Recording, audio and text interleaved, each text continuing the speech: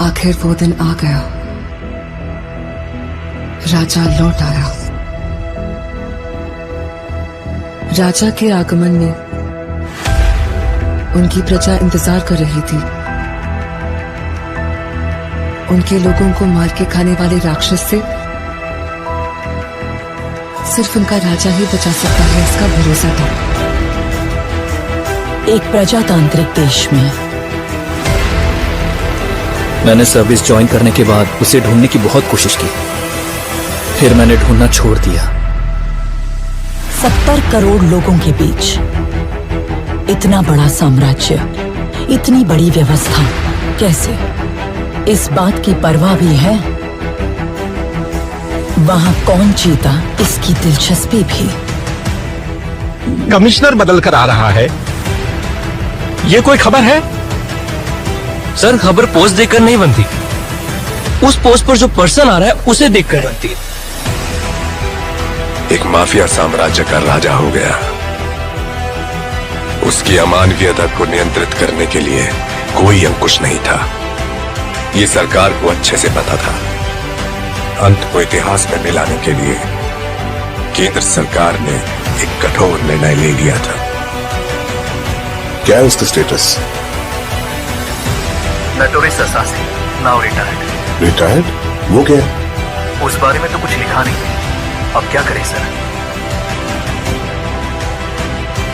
उससे तो मैं निशाने पे रख के मारूंगा। तेरा काम खलास।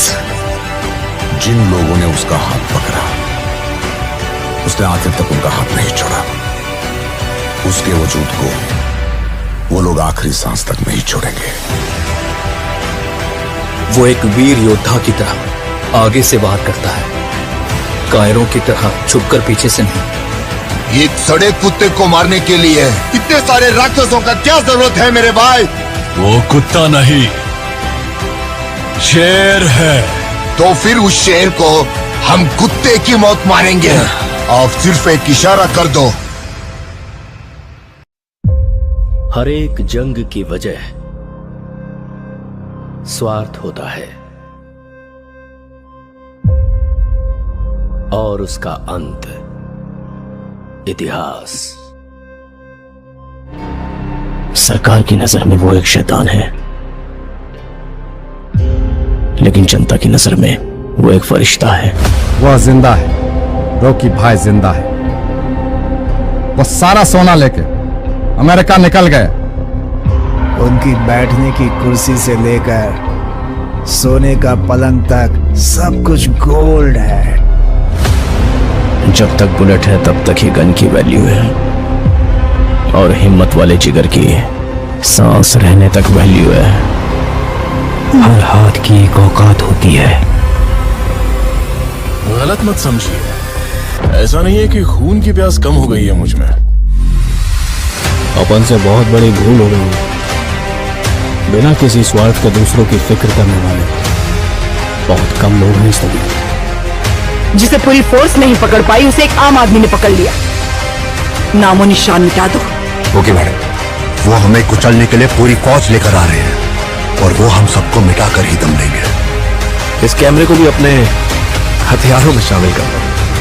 की रखवाली के लिए अरब से एक ताकतवर सेना तैनात करता है, मगर असली युद्ध यहाँ से शुरू हुआ। इस साले शेर को कभी तुमने देखा है क्या? तेरे सामने जो खड़ा है वो शेर ही है।